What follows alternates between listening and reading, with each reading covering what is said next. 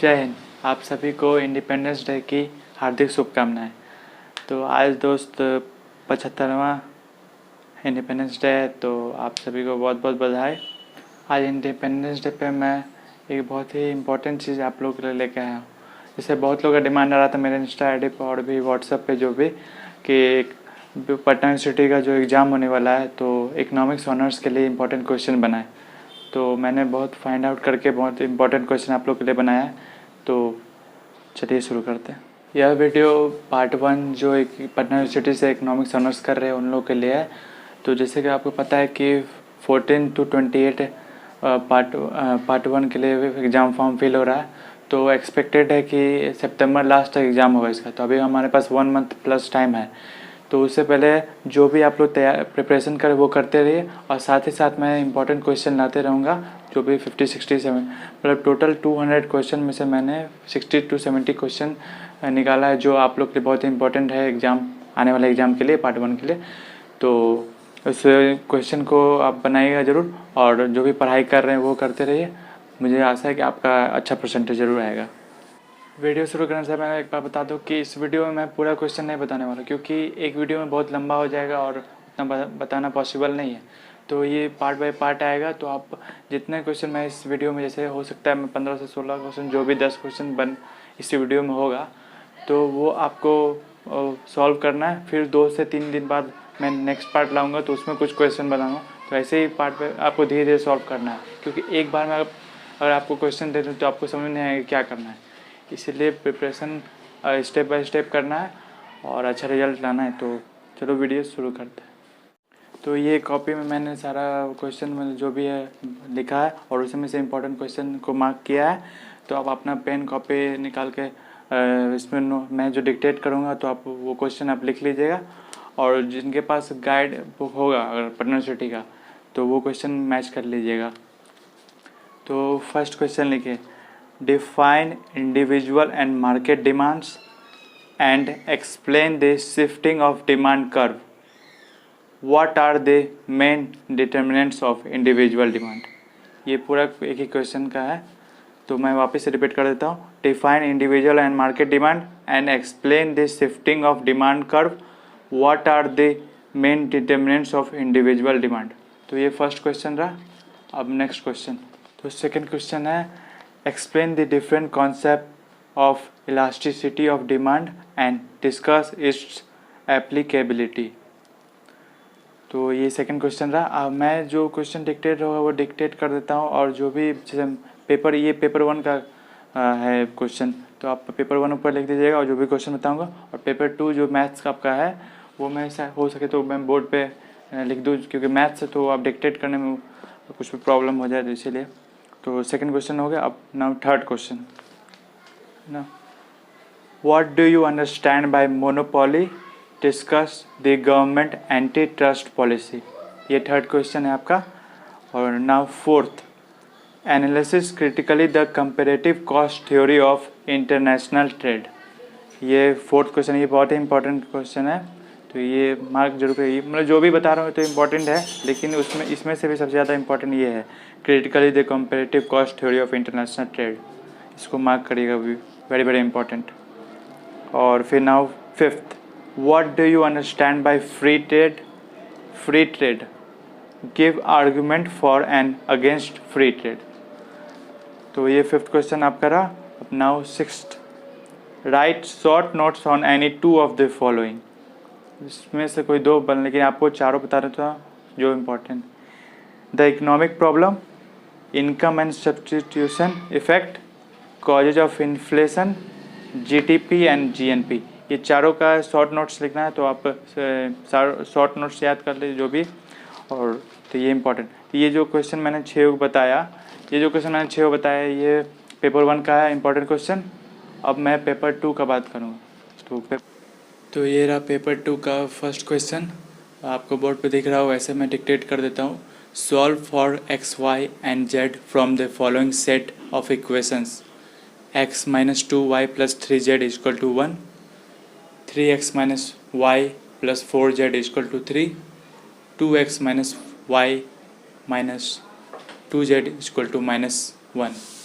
ये first question है। तो यहाँ पे ये स्क्रीनशॉट ले लीजिए या फिर नोट कर लीजिए। ये रहा आपके सामने सेकंड क्वेश्चन पेपर 2 का। तो आप क्लियर दिख रहा होगा कि find the limits of the following function. 4 question है इसमें, तो आप चारों नोट कर लीजिए। ये सब जो मैं बता रहा हूँ, ये जितना भी क्वेश्चन है ये पूरा ये रिपीटेड, मतलब 2, 3 से 4 बार रिपीटेड है अब तक, जो भी 2011 से लेकर 2020 तक। तो जितना भी क्वेश्चन मैं बताऊंगा वो रिपीटेड है 3 से 4 बार।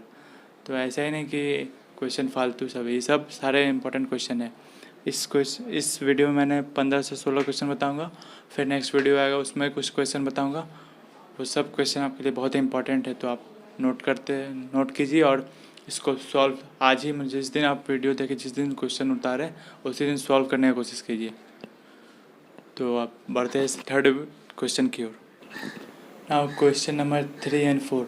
तो 3 है आपके सामने, find the maximum and minimum values of the following functions. इसमें 2 क्वेश्चन है। और 4th है, write short notes on any 2 of the followings.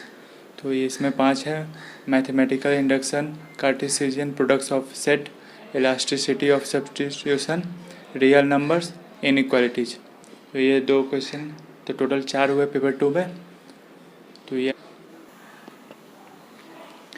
रहा 5th question, compute mean deviation from median from the following data, more than number of student. ये रहा। तो mean median से related बहुत सारे क्वेश्चन हैं, तो आप ये ज़रूर पढ़ लीजिएगा। ये चैप्टर मीन मीडियन मोर वाला ये इम्पोर्टेंट है। तो ये किससे क्वेश्चन आता है, तो इसलिए आप, और इसी टाइप का आता है, तो आप ज़रूर पढ़ लीजिएगा। अब नाउ 6th क्वेश्चन की ओर बढ़ते हैं। 6th क्वेश्चन है आपका, इन अ सर्वे 160 families were chosen at the random having just 4 children. Find out the probabilities of having 0, 1, 2, 3 and 4 male children in a family and ascertain the theoretical frequency distribution based on those probabilities। Probability से related question ऐसा type का आ सकता है, तो आप probability का chapter देख लीजिएगा। तो मैंने जो क्वेश्चन बताया वो तो सॉल्व कीजिएगा, और उससे रिलेटेड कुछ भी अगर प्रॉब्लम है तो वो चैप्टर जरूर आप पढ़ लीजिएगा। नाउ 7th क्वेश्चन है, obtain the equation of regression for the following data, x and y दिया हुआ है। 8th क्वेश्चन है, discuss the problems in the construction of index number and their solution. 9th है, write short notes on any 2 of the following.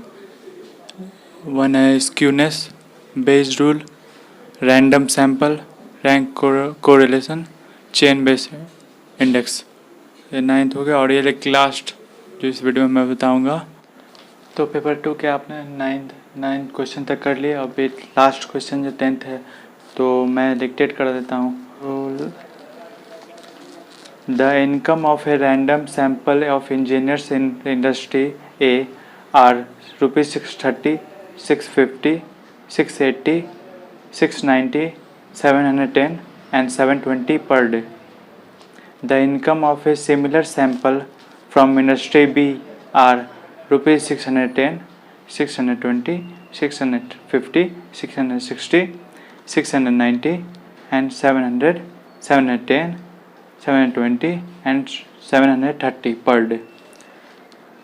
Discuss the validity of the suggestion that industry A plays its engineers much better than industry B.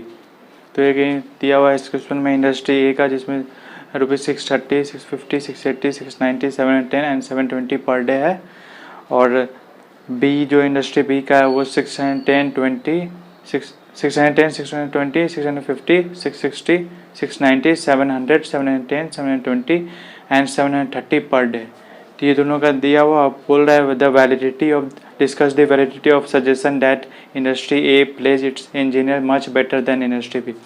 तो ये आपका आज का 16 question जो मैंने discuss किया। उम्मीद करता हूँ आपको बहुत अच्छा लगा हो। और ये क्वेश्चन मेरा थोड़ा फाइंड आउट करने में, क्योंकि पूरे 10 साल का जिसमें कौन सा क्वेश्चन रिपीटेड है वो निकालना पड़ा, और तब जाके क्वेश्चन को मैं बनाया।